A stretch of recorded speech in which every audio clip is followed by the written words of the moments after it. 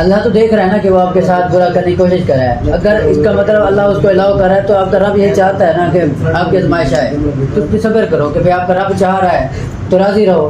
پھر اس کا علاج دیکھو کہ سنت سے آپ کو کیا علاج ہے.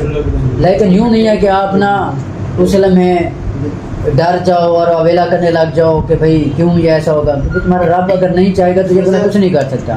اگر ایک بندہ جتنا کوشش کر لے نا کالا جادو کرنے کی آپ کے اوپر, اگر اس لمحے آپ کا رب آپ کو محفوظ رکھنا چاہتا ہے تو چاہے وہ جو جادو کر لے وہ نہیں کر سکتا. آپ صلی اللہ علیہ وسلم پر بھی ہوا, لیکن یہ ہے نا کہ اللہ کی رضا سے ہوا کہ بندے نے کیا, ہاں تاکہ بھائی امت کے لیے آسانی ہو جائے, امت کو آگے پتہ لگ جائے کل کو اگر ان کے ساتھ نہیں تو صراط مستقیم کس کے لیے ہے.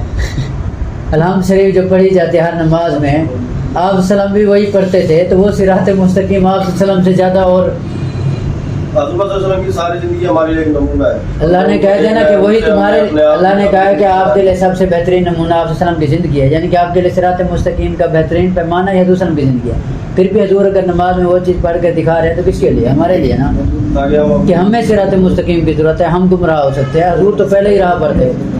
وہ تو مطلب نبی کوئی بھی ہو نا وہ پیدائشی طور پر راہ پر ہوتا ہے. نبی پیدائشی طور پر نا کبھی, ہاں وہ چاہے حضرت ابراہیم کا ہو چاہے حضرت موسیٰ کا ہو, دیکھو فرعون کے گھر میں پرورش کرائی, لیکن ایکٹ سارے کے سارے ایسے تھے جو اسلام کے تھے, مسلمانوں والے تھے.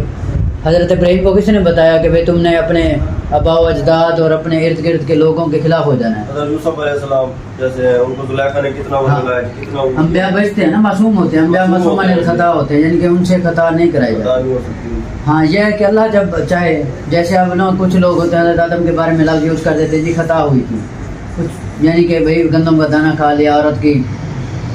پھر کچھ شعراء ایسے ہوتے ہیں, اس وجہ سے اللہ نے نا شعراء کے بارے میں, ایسے شعراء کے بارے میں جو اپنی طرف سے مبالغہ رائے کرتے ہیں, اللہ نے تنبیہ کیا کہ یہ لوگ گمراہ کرنے والے ہوتے ہیں.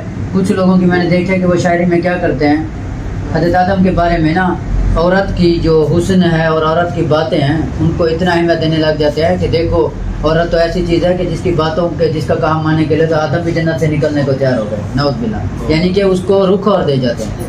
تو یہ ساری چیزیں پھر یہ توہین ہوتی ہے نا, جہاں توہین ہوتی ہے وہاں ہم شعراء کو کچھ نہیں کہہ رہے, ان گانے والوں کو کچھ نہیں کہہ رہے کہ غلط غلط گانے, یعنی ایسے گانے جی وہ جی اگر خدا مجھے جنت بھی ہے تمہارے بغیر تو میں جنت نہیں لوں گا.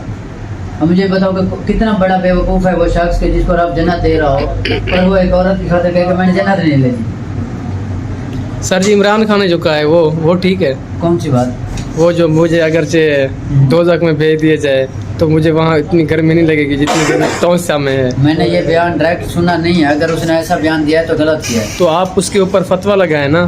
فتویٰ میں کس سینس میں لگاؤں؟ پھر میں فتوی لگانے پہ آؤں گا تو بہت سارے بندے ایسے ہیں جو فتوی کے ساتھ میں آئیں گے, بہت سارے فتوی آئیں گے.